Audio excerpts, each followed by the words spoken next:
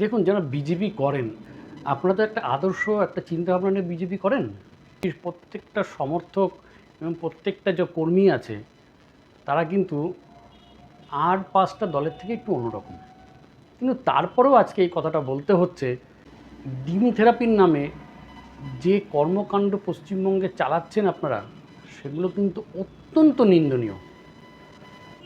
গত বৃহস্পতিবার কৃষ্ণদাসের মেয়ে প্রণীতা দাস, তাকে যেভাবে হেনস্থা করলেন আপনারা, বিজেপির লোকেরা যেভাবে হেনস্থা করলেন দায়িত্ব নিয়ে, তার তীব্র নিন্দা এবং ধিক্কার জানাই।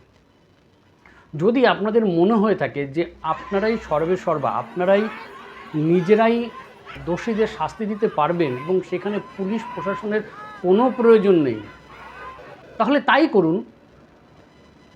একদিকে মাননীয় মুখ্যমন্ত্রী শুভেন্দু অধিকারী বলছেন গুন্ডা দমনের আইন আনা দরকার, আর তার দলের লোকেরা দিনে দুপুরে সবার সামনে, এমনকি পুলিশ ফাঁড়ির সামনে বসে গুন্ডামি করছে, অথচ শুভেন্দু অধিকারী এসব ব্যাপারে নিশ্চুপ। আমি জানি না কোন শিক্ষা, কোন আদর্শ আপনাদেরকে এই শিখিয়েছে। একটা কথাই আছে জানেন তো, ঘুঁটে পড়ে আর গোবর হাসে। আজকে আপনি তার জন্য বা যে সমস্ত লোককে সন্তুষ্ট করবার জন্য আপনি এই সমস্ত কাজ করছেন, কালকে দেখবেন সেই সমস্ত লোকেরাই আপনার দিকে ডিম ছড়ার জন্য অন্য মানুষকে বলবেন।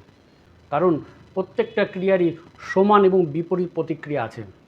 যদি আইন ব্যবস্থার উপরে আপনাদের কোনো ভরসা না থাকে, কোনো ব্যাপার নেই, থানা পুলিশ সব তুলে দিন।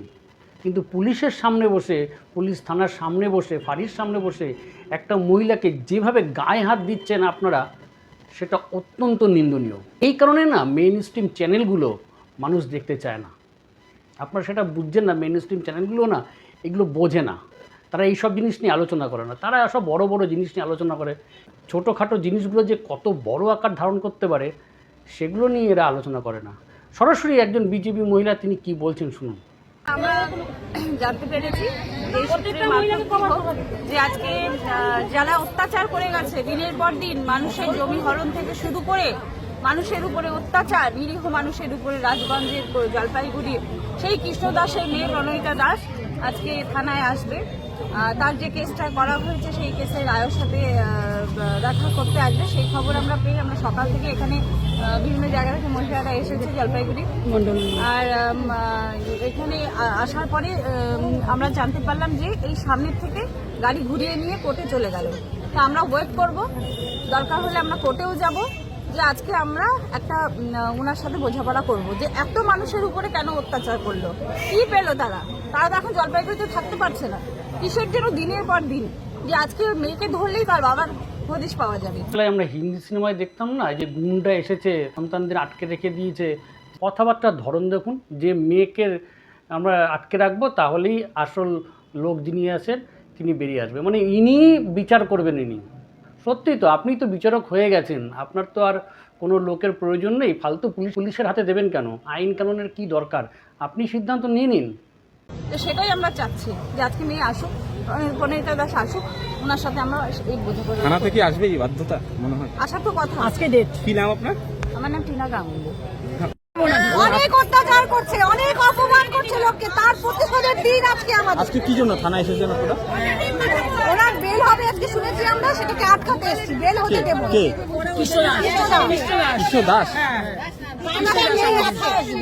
হ্যাঁ, কৃষ্ণদাসের মেয়ে বেল নিতে আসবে বাবার জন্য, সেটাকে আমরা আটকাবো। আপনারা কারা পার্টি? আমরা বিজেপি পার্টি দিব। কিভাবে জানলেন? এরপরে বলুন যে এই যে ঘটনাগুলো ঘটছে সেগুলোকে বিজেপির প্রত্যক্ষ মদতপুষ্ট, প্রত্যক্ষ মদতে ঘটছে। পুরো ঘটনাটা যখন পুলিশ থানার সামনে হয় এবং পুলিশ প্রশাসন যখন একজন ব্যক্তিকে হাইকোর্টের নির্দেশে ডেকে নিয়ে এসে এই ধরনের যখন তার নিরাপত্তা দিতে পারে না, তখন এটা কিন্তু পুলিশ প্রশাসনের ব্যর্থতা হিসাবেই আমরা দেখব। আমি জানি না আপনারা কীভাবে দেখবেন, কিন্তু আমার যেটা খারাপ লেগেছে সেটা আমি আপনাদের কাছে তুললাম। বাকিটা আপনাদের ব্যাপার। আমার মতামত আমি দিলাম, আপনাদের মতামত কমেন্ট বক্সে দেবেন।